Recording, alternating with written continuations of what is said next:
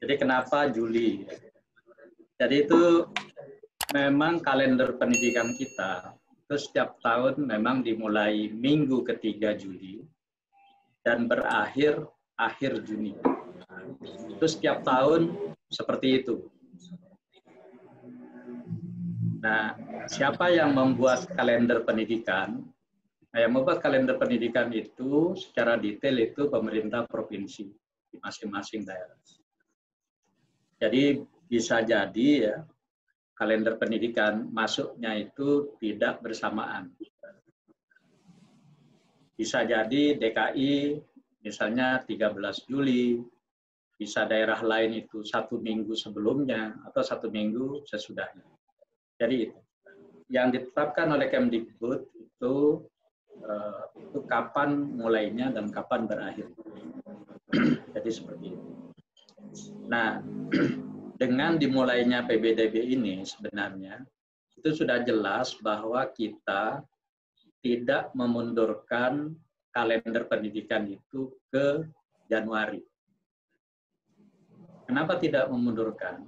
Karena kalau dimundurkan itu ada beberapa konsekuensi yang harus kita sinkronkan. Jadi yang pertama, kelulusan siswa SMA itu sudah diumumkan.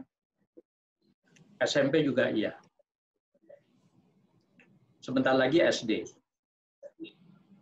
Artinya kalau sudah lulus, kemudian diperpanjang, anak yang lulus ini mau dikemanakan? Termasuk juga perguruan tinggi itu sudah melakukan seleksi ya. Ada yang SNMPTN dulu yang sudah seleksi awal, kemudian nanti bulan Juli itu akan ada juga SBMPTN. Jadi ini harus sinkron. Nah, tahun pelajarannya mulainya itu tetap sama, tapi pola pembelajarannya itu yang mungkin akan berbeda. Nanti tanggal 13 Juli itu kan sebenarnya Senin minggu ketiga. Senin minggu ketiga. Kenapa tanggal 13 Juli? Itu karena memang mulainya tahun pelajaran itu biasanya pada bulan Juli, minggu ketiga pada hari Senin. Dan minggu ketiga pada hari Senin, pada bulan Juli yang akan datang ini, itu tanggal 13. Jadi itu yang terjadi. Nah, kemudian seperti apa pembelajarannya?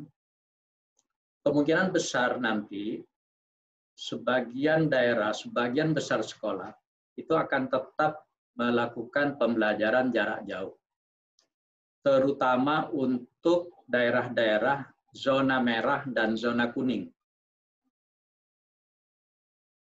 Kemudian yang kedua, pembelajaran tatap muka itu kemungkinan itu akan dibuka di zona hijau. Zona hijau. Nah, zona hijau sekarang ini menurut ketetapan gugus tugas itu ada 108 kabupaten. Yang selama 2 bulan terakhir ini belum ada kasus satupun COVID. Tetapi siapa yang menetapkan zona hijau, itu semuanya diserahkan kepada gugus tugas dan Kementerian Kesehatan. Mana yang dianggap sudah aman dari dari zona COVID ini, nah itulah yang yang nanti diperbolehkan. Tetapi itu tahapannya agak strict ya, agak ketat. Tetapi yang ingin saya pastikan, zona-zona merah, ya, zona-zona merah, sama zona kuning, ya, yang sudah ada ODP, ada PDP, itu kemungkinan itu masih pembelajaran jarak jauh. Yang zona hijau itu misalnya ya, itu Sumba Barat Daya. Jadi walaupun kita sudah ada edaran agar belajar dari rumah. Jadi Sumba Barat Daya selama ini masih tatap muka 70%.